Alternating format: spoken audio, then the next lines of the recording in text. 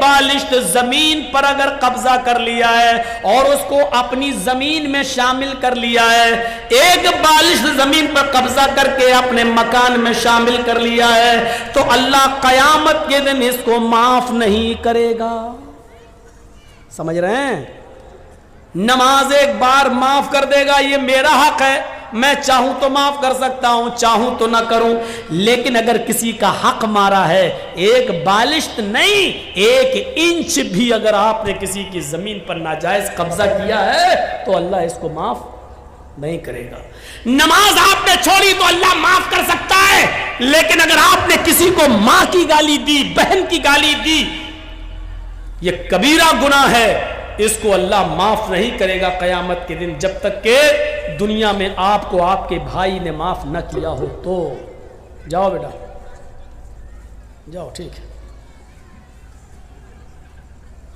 یہ ہے سمجھانے کا اثر، سامنے ہی بیٹھ کر اور پہلی صف میں، اس کو کہتے ہیں چوری اور اوپر سے سینہ زوری۔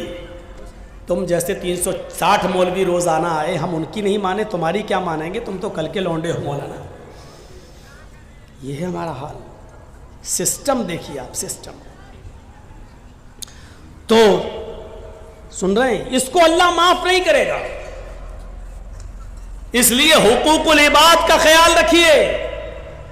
ظلم اللہ کبھی معاف نہیں کرتا اگر آپ نے کسی پر کیا، جب تک کہ وہ معاف نہ کرے۔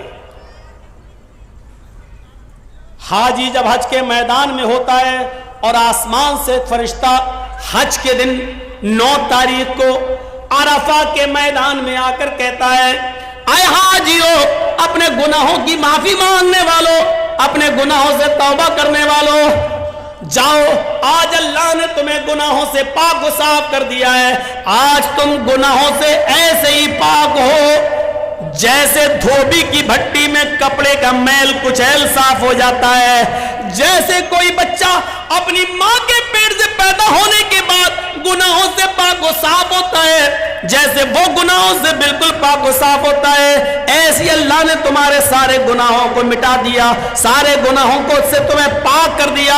اے حاجیو، اپنے ملک میں جانے کے بعد، اپنی بستی میں جانے کے بعد پھر سے تم اپنے آپ کو سیاح مت کر لینا، جاؤ، آج تمہارے اوپر سے گناہ مٹا دیے گئے ہیں اور تمہیں پیدا ہونے والے بچے کی طرح کر دیا گیا ہے، اس کپڑے کی طرح کر دیا گیا ہے جس کو دھوبی کی بھٹی میں جانے کے بعد اس کا میل و کچیل صاف ہو جاتا ہے، گندگی صاف ہو جاتی ہے، تمہیں کپڑے کی طرح دھل دیا ہو، صاف کر دیا ہے۔ جہاں فرشتہ یہ اعلان کر کے خوشخبری سناتا ہے کہ اللہ نے تمہارے گناہوں کو ختم کر دیا، مٹا دیا، ایسے موقع پر بھی اللہ اس حج کے میدان میں بھی ان لوگوں کے گناہ نہیں مٹاتا ہے جو کسی پر ظلم کر کے حج کرنے آئے ہیں، یا کسی کی دکان پر ناجائز قبضہ کر کے، یا 1-2 بالش زمین کسی کی داب کر اس پر ظلم کر کے حج کے میدان میں پہنچے اور حج کرنے آئے۔ جب تک بندہ اس کو معاف نہیں کرے گا، اللہ بھی معاف نہیں کرے گا۔ اللہ حج کے میدان میں بھی اس کو معاف نہیں کرتا۔ اپنا حق معاف کر سکتا ہے اللہ، لیکن اگر آپ نے اللہ کے بندے کا حق مارا ہے تو جرجی صاحب اپنا حق معاف کر سکتے ہیں۔ اس آدمی کی اگر آپ نے زمین دابی ہے یا اس پر ظلم کیا ہے تو اس کا ظلم ہم تھوڑی معاف کر دیں گے۔ آپ نے ظلم اس کے اوپر کیا ہے، یہ اس کا حق ہے، وہ چاہے تو معاف کرے، چاہے تو نہ کرے۔ جرجی صاحب اپنا حق معاف کر سکتے ہیں، دوسرے کا نہیں۔ اللہ کہتا کہ میں اپنا حق چاہوں تو معاف کر سکتا ہوں، لیکن میرے بندے کا مارا ہے تو جب تک بندہ معاف نہیں کرے گا ہم معاف نہیں کریں گے۔ دنیا میں معاملے صاف کریے، دنیا میں معاملے صاف کریے۔ اسی لیے جنازے کی نماز پڑھنے سے پہلے، پڑھانے سے پہلے یہ پوچھ لینا چاہیے کہ جس آدمی کا جنازہ میں پڑھانے جا رہا ہوں اس مرنے والے پر کسی کا کوئی حق تو نہیں ہے۔ کون پوچھتا ہے؟ آپ اپنے علاقے کے ملا اور مولویوں کو بتائیے کتنے لوگ ہیں جو پوچھتے ہیں؟ اس کے بنا جنازہ ہے ہی نہیں، لیکن بتائیے کتنے لوگ پوچھتے ہیں؟ کتنی بستیوں میں جاتا ہوں، جنازہ سامنے کھڑا، پڑھا دیا، اللہ اکبر، ہو گئی نماز، پڑھا دی گئی، اٹھایا جنازہ، چلا گیا، لیکن جنازہ پڑھانے والے کی ذمہ داری ہے کہ میت کا جنازہ پڑھانے سے پہلے اس کے رشتہ داروں کو سامنے لا کر، اس کے بیٹے، اس کی اولاد کو سامنے لا کر پوچھے کہ مرنے والے پر کسی کا کوئی حق تو نہیں ہے، اور جنازے میں صفیں لگ جائیں تو پوری پبلک سے پوچھا جائے کیا مرنے والے کا کسی کے اوپر کوئی قرض تو نہیں تھا۔ اگر ایک بھی آدمی کھڑا ہو کر یہ کہہ دے کہ مرنے والا میرا قرضدار تھا، مرنے سے پہلے اس نے قرضہ لیا تھا، قرضہ دیے بغیر مر گیا، تو پھر اس کے اوپر جنازہ نہیں پڑھا جائے گا۔ سن رہے ہیں آپ؟ پھر اس پر جنازہ نہیں پڑھا جائے گا۔ پھر اس کے گھر کا کوئی آدمی کھڑا ہو کر، اس کا بیٹا یا اس کا بھائی کھڑا ہو کر یہ کہے گا کہ اپنے باپ کا قرضہ میں ادا کروں گا، جب بیٹا یا گھر کا کوئی وارث یہ کہے کہ میں اس میت کا قرضہ میں ادا کر دوں گا، اتنا روپیہ تمہارا قرضہ میں دے دوں گا، جب اس بات کی گارنٹی جب کوئی لے گا تب اس کا جنازہ پڑھا جائے گا۔ آپ سمجھ رہے ہیں کتنا بڑا معاملہ ہے یہ بندوں کا معاملہ۔ ایک آدمی مر گیا، دنیا سے چلا گیا، اس کے ساتھ اس کی نیکیوں کا دروازہ بھی بند ہو گیا، لیکن اس کے باوجود میرے بھائیوں اس کا جنازہ پڑھانے سے پہلے پوچھا جائے گا کیا اس کے اوپر کسی کا قرض تو نہیں تھا، کوئی معاملہ تو نہیں تھا، اور اگر نکل گیا تو اس کا جنازہ نہیں پڑھایا جائے گا جب تک کہ اس کے رشتہ دار یہ نہ کہیں کہ اس کا قرضہ یا اس کا معاملہ میں ادا کر دوں گا۔ میرے پیارے ساتھیوں ذرا تصور کیجیے، نبی اکرم صلی اللہ علیہ وسلم کا آخری وقت ہے، اس دنیا سے جانے والے ہیں، انتقال میں 2 یا 3 دن باقی رہ جاتے ہیں۔ آپ فرماتے ہیں لوگوں اگر میرا کسی کے اوپر کوئی قرض ہو تو وہ آج لے لے، قیامت کے دن میں نہیں دے سکتا۔ انتقال سے 2-3 دن پہلے لوگوں اگر میرے اوپر کسی کا قرض ہو تو وہ 2-3 وہ مجھ سے لے لے۔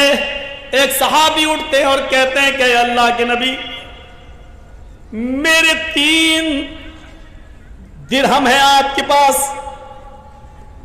اللہ کے نبی صلی اللہ علیہ وسلم نے ایک صحابی کو حکم دیا کہ 3 درہم اس کے ادا کر دیے جائیں۔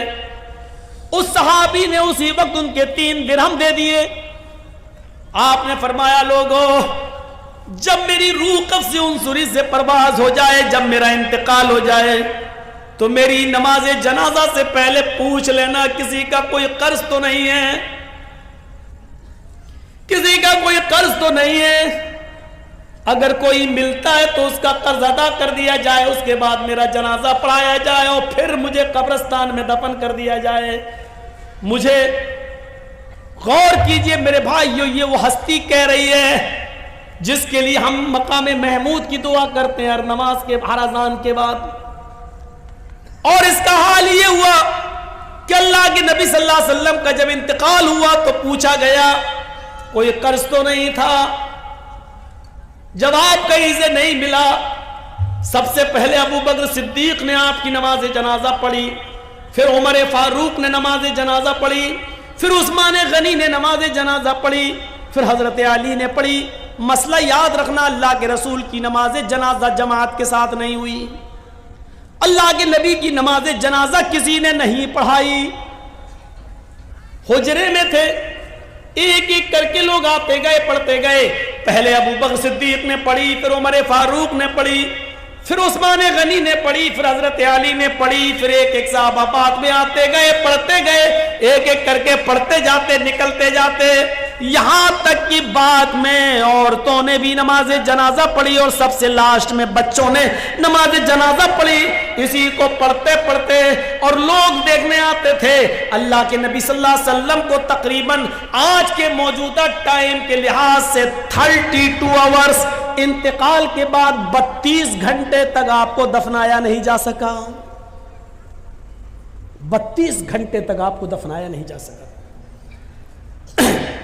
اور اس کے بعد جب آپ کو دفنا دیا گیا، مٹی آپ کی ہو جاتی ہے، تو حضرت ابو بکر صدیق جب تک خلیفہ رہے اعلان کرتے رہے لوگوں اگر نبی اکرم صلی اللہ علیہ وسلم کا قرض کسی کے اوپر ہو تو وہ مجھ سے لے لے۔ لیکن ابو بکر صدیق 2 سال تک خلیفہ رہے، 2 سال تک برابر اعلان کیا لیکن کوئی نہیں آیا۔ फिर हजरत उमर फारूक का जमाना आया। हजरत उमर फारूक के पूरे 10 साल तक ऐलान होता रहा, अगर नबी अकरम का कर्ज किसी के ऊपर हो, अगर किसी ने नबी को कर्ज दिया हो और उसका कर्ज बाकी हो तो वो उमर से आकर ले ले। हजरत उमर फारूक के 10 साल की खिलाफत में भी कोई कर्जा लेने नहीं आया। हजरत उस्मान गनी का जब जमाना आया तो 12 साल तक ऐलान किया जाता रहा, अगर नबी अकरम ने किसी से कर्ज लिया है तो वो आकर मुझसे कर्ज ले ले, मैं नबी का कर्ज देने के लिए तैयार हूं। लेकिन 12 साल तक उस्मान गनी के जमाने में भी कोई कर्ज लेने नहीं आया। जरा अंदाजा लगाइए कि कर्जे का मामला कितना भयानक होता है। अल्लाह के नबी सल्लल्लाहु अलैहि वसल्लम अपने इंतकाल से पहले खुद ऐलान कर रहे हैं, अगर किसी का कर्ज मेरे ऊपर है तो ले ले। एक उठते हैं और कहते हैं कि मेरे 3 दिरहम में आपने दिलवा दिए, फिर कोई नहीं मिला। अबू बकर सिद्दीक ने 2 साल तक ऐलान किया लेकिन कोई नहीं मिला। उमर फारूक ने 10 साल तक ऐलान किया लेकिन कोई नहीं मिला। उस्मान गनी भी कहते रहे कि नबी का कर्ज किसी के ऊपर हो तो मुझसे ले ले, लेकिन 12 साल तक किसी ने कोई कर्ज नहीं मांगा। गौर करो कि कर्ज का मामला कितना भयानक होता है, क्योंकि कर्जदार आदमी की रूह लटकती रहती है जमीन और आसमान के बीच में। मेरे प्यारे साथियों, जब तक उसका कर्जा अदा न कर दिया जाए, मेरे भाइयों, ये मामला बड़ा अजीब और गरीब रहता है। आइए इस मामले को समझने की कोशिश कीजिए। हुकूकुल्लाह, अल्लाह माफ कर सकता अपना हक, लेकिन बंदे का हक माफ नहीं करेगा। अगर किसी ने किसी से कर्ज लिया है तो पहली फुर्सत में कर्ज अदा कर दे, पहली फुर्सत में कर्ज अदा कर दे, क्योंकि नमाजें बेकार हो जाती हैं, रोजे बेकार हो जाते हैं, हज बेकार हो जाता है। हज इसीलिए फरमाया कि कर्जा लेकर हज जैसी इबादत भी आप करने नहीं जा सकते हैं। कर्जा लेकर कुर्बानी आप कर सकते हैं, लेकिन एक वादा कीजिए, कर्जा जिस आदमी से ले रहे हैं उससे वादा कीजिए कि 1 महीने में मैं आपका कर्जा दे दूंगा, आप मुझे 12,000 15,000 रुपए बतौर कर्ज दे दीजिए ताकि हमें खस्सी ले लें और कुर्बानी कर दें। कर्जा लेकर कुर्बानी की जा सकती है, लेकिन अगर आपको यह अंदेशा हो कि हम उसका कर्जा अदा नहीं कर पाएंगे तो फिर कर्जा लेकर कुर्बानी करना भी आपके लिए जायज नहीं है। अगर आपको यकीन है कि कर्जा हम दे सकते हैं तो 1 महीना 2 महीने की इजाजत लेकर कर्जा ले सकते हैं, लेकिन कर्जा लेकर हज करने नहीं जा सकते, क्योंकि कर्जदार पर हज है ही नहीं। कर्जदार पर हज नहीं, हज तो उस पर फर्ज है जो साहिब इस्तिताअत हो। मन इस्तता इलैहि सबीला, जो इन इस्तता इलैहि सबीला, अगर तुम वहां तक जाने की ताकत रखते हो तो हज करो, तो हज करो। अगर वहां तक जाने की ताकत नहीं है, इस्तिताअत नहीं है, तो आप हज ना करो। कितनी बुरी आदत कहां से कहां निकल गया और कहां भाग गया, यहां पहुंच गया मैं। तो मैं कह ये रहा था कि हम अपने दोस्तों को खिला सकते हैं, दुश्मनों को नहीं, लेकिन अल्लाह रब्बुल आलमीन को देखिए, वो अपने दोस्त और दुश्मन सबको खिलाता है, मोमिन और काफिर सबको खिलाता है। ये है रब्बुल आलमीन। इसके बाद आइए दूसरी आयत पर, अर्रहमानिर रहीम, कितनी बड़ी नियामत है, वो बड़ा ही रहम करने वाला, इंतहाई मेहरबान है। अल्लाह कितना बड़ा मेहरबान है, ये समझने के लिए बाद में हम आपको इस तरफ बाद में आएंगे। पहले ये सोचिए, अल्लाह कहता है कि मेरे पास रहमत के 100 दर्जे हैं। इस बात को जरा गौर से सुनिएगा, ये समझ गए तो पूरी तकरीर समझ जाएंगे। अल्लाह ने कहा मेरे पास रहमत के 100 दर्जे। अल्लाह ने कहा मतलब अल्लाह के नबी ने कहा, अल्लाह ने फरमाया, यानी हदीस कुदुसी, अल्लाह के नबी फरमाते हैं कि अल्लाह ने फरमाया मेरे पास रहमत के 100 दर्जे हैं। दुनिया में जो तुम रहमो करम, मोहब्बत और उल्फत देख रहे हो, ये एक दर्जा मैंने दुनिया में उतारा है। रहमत के 100 दर्जों में से सिर्फ एक दर्जा मैंने दुनिया में उतारा है, 99 दर्जे मैंने अपने पास रखे हैं। अब मैं किसी से पूछूं रहमत के कितने दर्जे हैं? 100। और दुनिया में अल्लाह ने कितना दर्जा उतारा है? एक, सिर्फ एक। एक मुर्गी को देखिए आप, मुर्गी बिल्ली को देखती है फौरन भागती है, لیکن وہی مرغی جب انڈوں پر بیٹھتی ہے اور انڈوں سے چوزے نکلتے ہیں، اور مرغی جہاں سڑک پر دانا چگتی ہے اپنے بچے اس کے پیچھے پیچھے آتے ہیں، اچانک بلی کو دیکھتی ہے مرغی تو بھاگتی نہیں ہے۔ اب آپ دیکھیے وہ مرغی اب بھاگ نہیں رہی ہے، کیونکہ جانتی اگر میں بھاگوں گی تو میرے بچے مارے جائیں گے۔ وہ مرغی اپنے پروں سے کھول کر اپنے بچوں کو سمیٹتی ہے اور بلی کے سامنے سینہ تان کے کھڑی ہو جاتی ہے۔ اس مرغی کے اندر اپنے بچوں کی محبت اور اپنے بچوں کی الفت کے لیے پروں کا کھول دینا اور اپنے بچوں کا سمیٹ لینا، یہ اسی ایک درجے محبت کا حال ہے، یہ اسی ایک درجے محبت کا حال ہے، 99 درجے نہیں۔ ایک کتیا جب اس کے بچے پیدا کرنے کا وقت آتا ہے تو آپ دیکھیے کتیا بھی ایسی جگہ تلاش کرتی ہے کہ ہم اپنے پیٹ سے اپنے بچوں کو جنم دے سکیں جہاں دوسرے کتے نہ پہنچ پائیں اور خطرناک جانور وہاں پہنچ کر ہمارے بچوں کو مار نہ ڈالیں۔ آپ نے دیکھا کبھی وہ کتیا بھی ایسی جگہ تلاش کرتی ہے جہاں اس کے بچے محفوظ رہ سکیں۔ یہ محبت اس کتیا کے اندر کس نے ڈالی؟ ایک بکری کو دیکھیے، ایک گائے کو دیکھیے، ایک بھینس کو دیکھیے، جب وہ بچہ جنتی ہے تو کتنی غلاظت اور گندگی اس بکری کے بچے کے اندر ہوتی ہے۔ وہ بکری، وہ بھینس، وہ گائے جب بچہ پیدا کرتی ہے تو اپنی زبان کھول دیتی ہے اور اپنے بچے کے جسم پر لگی ہوئی گندگی کو اپنی زبان سے چاٹتی ہے اور اپنے بچے کو کھڑا کرنے کی کوشش کرتی ہے اور پھر اس بچے میں روح پھونک دیتی ہے۔ اور پھر آپ دیکھیے جب بھینس یا گائے کا مالک اس گائے کے دودھ کو دوہتا ہے تو گائے اور بھینس اپنے بچے کو پلانے کے لیے تھوڑا سا دودھ اوپر چڑھا لیتی ہے، تصور کرو۔ اور جب اس کے بچے کو چھوڑا جاتا ہے تو فوراً وہ گائے اور بھینس دودھ کو نیچے اتار کے اپنے بچوں کو پلاتی ہے۔ یہ محبت، یہ الفت اس گائے کے اندر، اس بھینس کے اندر، اس بکری کے اندر کس نے رکھی ہے؟ یہ اسی محبت، اسی رحمت کے ایک درجے کا حال ہے، اسی رحمت کے ایک درجے کا حال ہے۔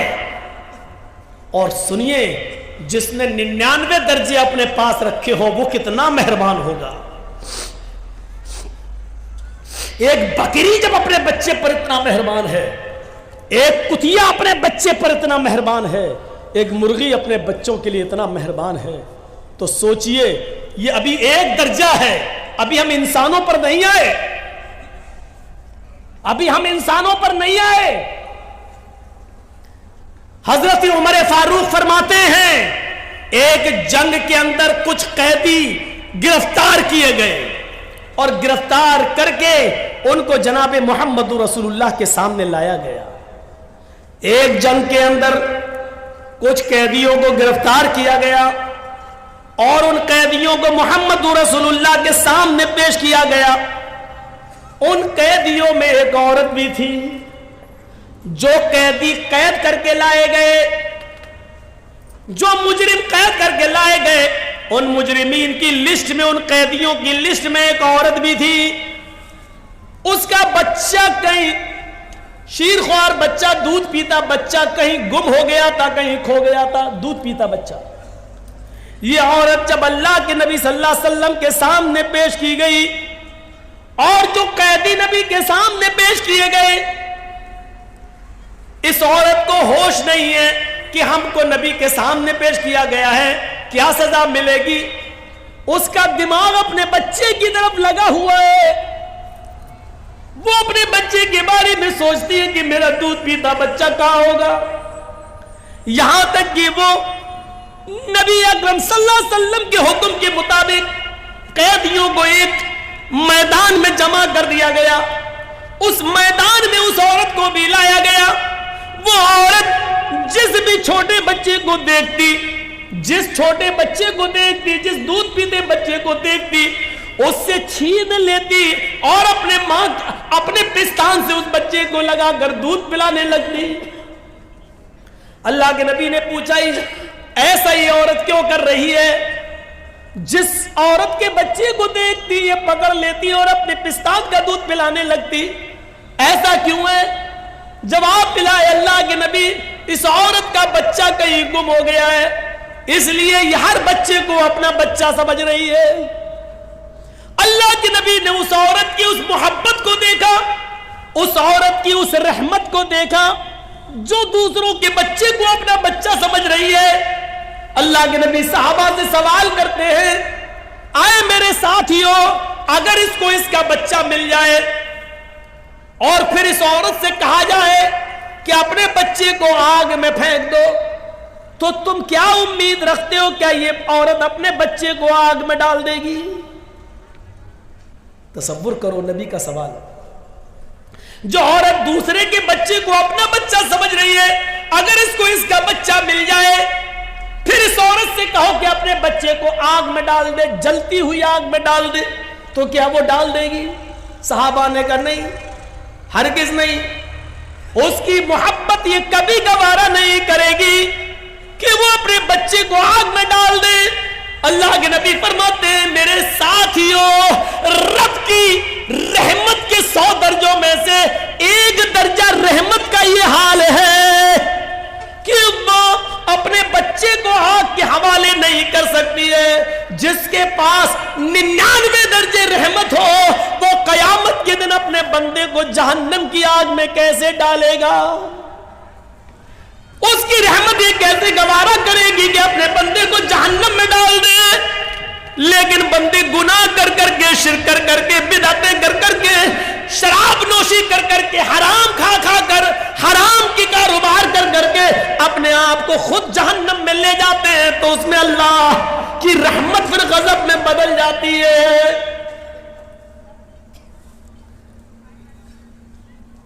ورنہ رب کی رحمت یہ گوارا نہیں کرے گی. جس کے پاس 100 درجے رحمت ہو وہ کیسے گوارا کرے گا کہ میرا بندہ جہنم میں جائے؟ آپ ایک مثال کو سمجھنے کی کوشش کریں. آپ کی بیٹی ہے، شادی ہوئی، آپ نے بہت سے برتن اس کو جہیز میں دیے، کانچ کے 2 برتن، کانچ کے 2 گلاس، شیشے کے 2 گلاس آپ نے اس کو دیے، بہت سے برتن دیے، لیکن 2 گلاس رکھے ہوئے تھے الماری میں، اور کانچ کے دونوں گلاس جس کو آپ کی بیٹی سسرال میں جانے کے بعد روزانہ صاف کر کر کے رکھتی تھی، اچانک دونوں گلاس گرتے ہیں نیچے. ایک گلاس تو ٹوٹ کر ٹکڑے ٹکڑے ہو جاتا ہے اور دوسرا گلاس بچ جاتا ہے. اتفاق ہے، دوسرا گلاس بچ جاتا ہے. اب آپ سے میں پوچھتا ہوں، آپ کی بیٹی کس گلاس کی حفاظت کرے گی؟ جو بچ گیا اس کی یا جو ٹوٹ گیا اس کی؟ کوئی بھی عقل مند انسان ہوگا، اس کو اگر کھڑا کر کے پوچھا جائے تو وہ یہی کہے گا، ارے جو ٹوٹ گیا اس کی کیا حفاظت کرے گی، وہ تو چکنا چور ہو گیا ہے. اس کی حفاظت کرے گی جو بچ گیا ہے.